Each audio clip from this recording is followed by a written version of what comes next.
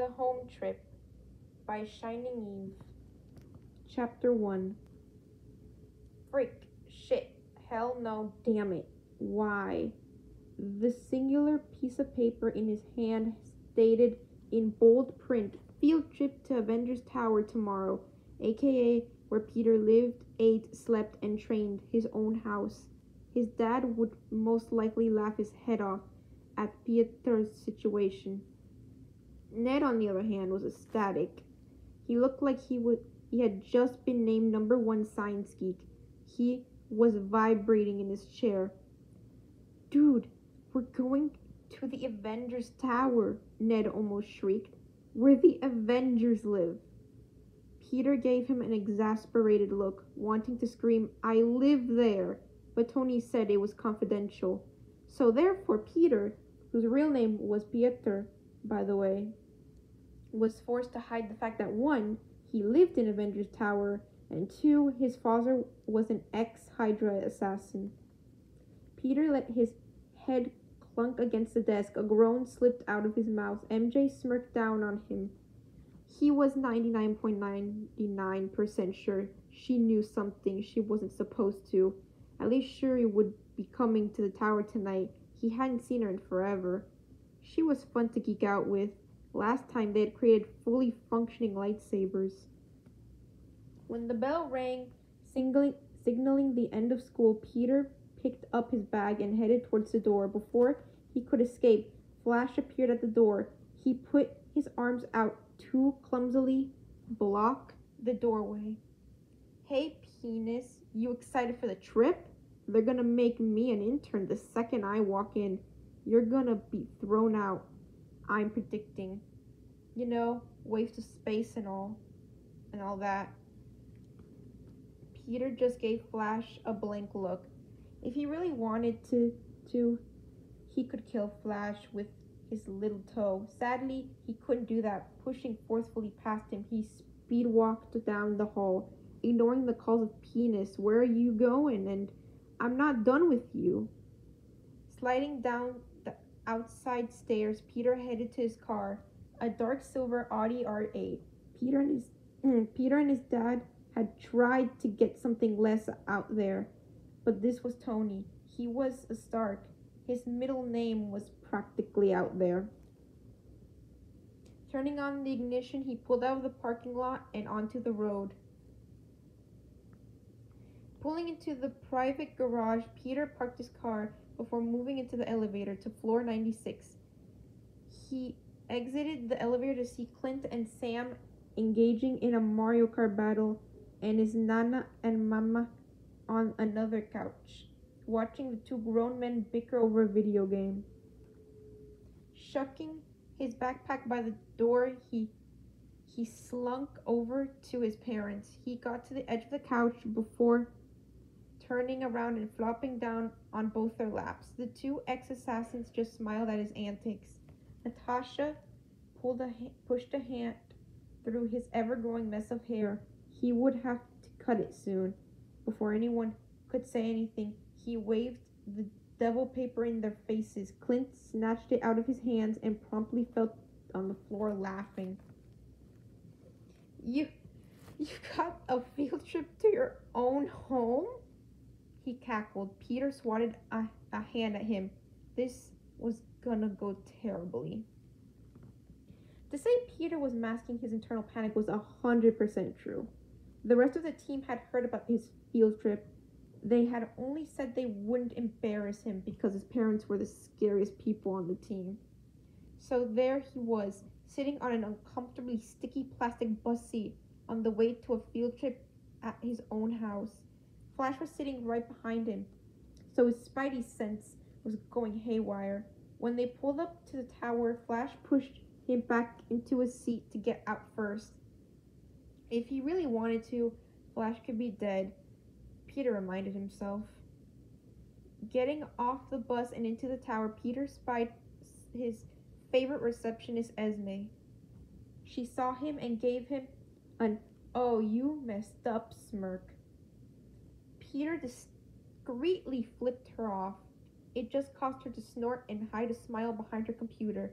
An intern walked out of the normal elevator holding a tablet. Peter knew him very well from working with him over the years, and they were good friends. His name was Aslan, and he was from Kazakhstan. He was also gay, and many of the interns and Peter had a running plot to get him together with another intern, Harry. Alison saw him and immediately had to bite his lip to stop himself from laughing. Peter was unamused. Aslan composed himself and stepped forward, making his presence known. Hey everyone, I'm your tour guide Aslan.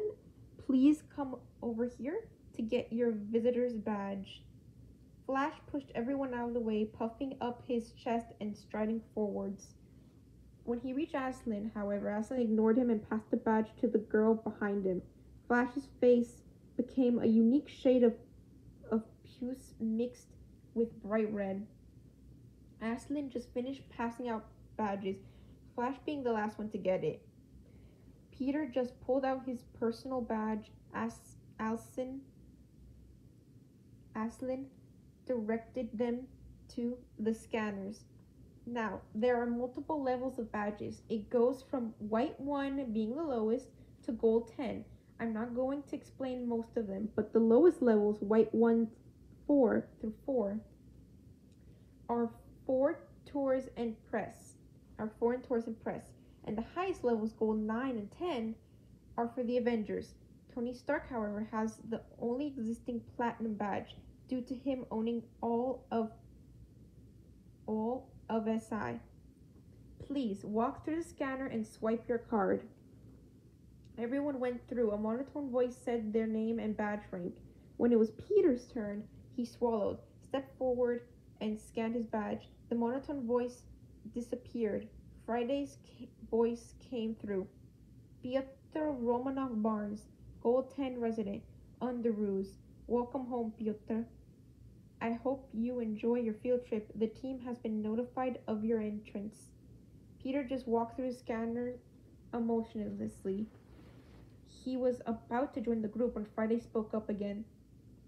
Peter, boss would like you to know that he wants to donate Spidey to a community college, quoting him effing Kingsborough, 'cause he put antifreeze in my coffee. Peter just turned to the ceiling before smirking. Fry, tell him to remember what they said last night. Boss has said he will no longer send Spidey to Kingsborough Community College. Peter nodded. Good. Turning back to his class, he noticed their odd faces.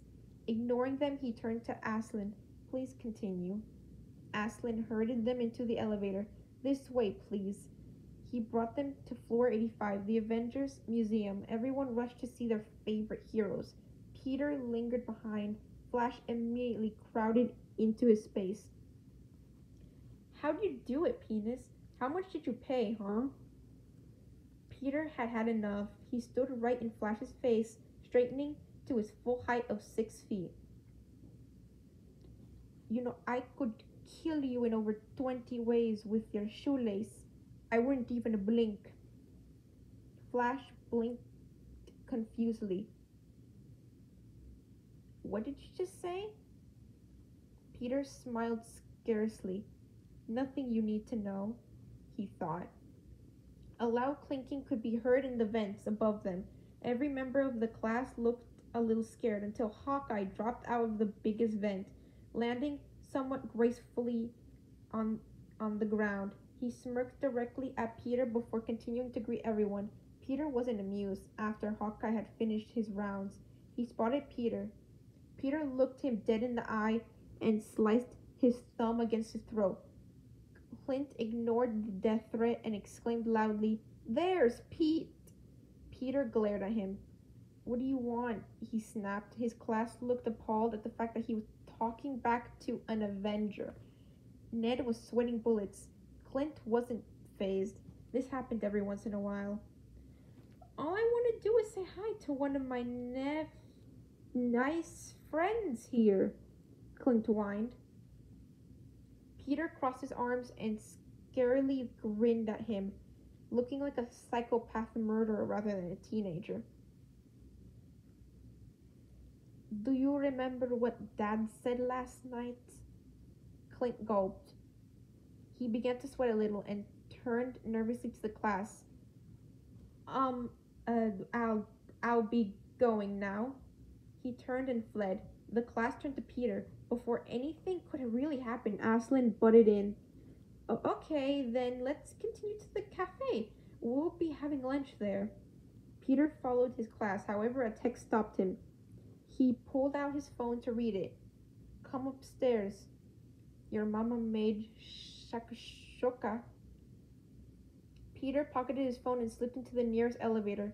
He swiped his card and Friday took him up to floor 95.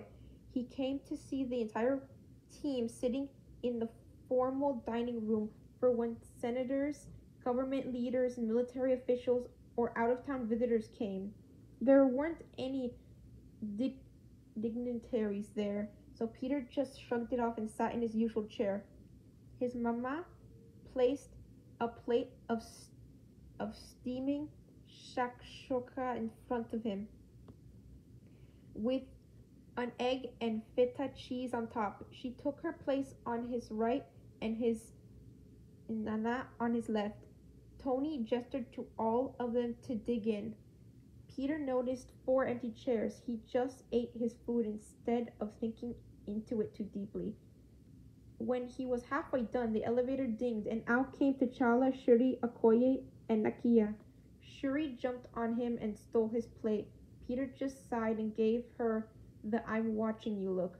This was gonna be great. End of chapter.